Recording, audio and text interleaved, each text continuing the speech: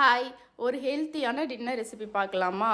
தவளை அடை தான் செய்ய போகிறேன். இது ஒவ்வொரு ஊரில் ஒவ்வொரு மாதிரி சொல்லுவாங்க. எங்கள் ஊரில் வந்து நாங்கள் தவளை அடைன்னு சொல்லிட்டு சொல்லுவோம். எல்லா பருப்பும் சேர்த்து அரைச்சி தோசை மாதிரி, அதாவது அடை மாதிரி செய்வாங்க. பட் அடை மாதிரி செஞ்சால் நான் அந்தளவுக்கு லைக் பண்ண மாட்டேன். அப்படியே தோசை மாதிரி எனக்கு எது செஞ்சாலும் மெலிசாக முருகலாக ஊற்றி சாப்பிட்டா தான் பிடிக்கும்.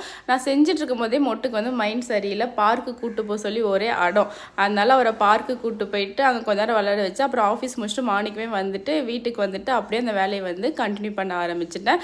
இதை நான் அரைக்கும் போதே வந்து பார்த்திங்கன்னா வெங்காயமும் போட்டு சேர்த்து அரைச்சிடுவேன். சில பேர் வந்து கட் பண்ணி போட்டு அடை மாதிரி ஊற்றுவாங்க.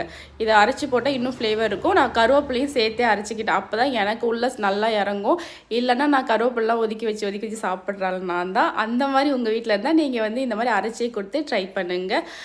மார்னிங் அதுக்கப்புறம் வந்து நான் சூடாக சுட்டு தரேன், நீ சாப்பிடுன்னு சொல்லிட்டு நல்லா சுட்டு கொடுத்தாங்க.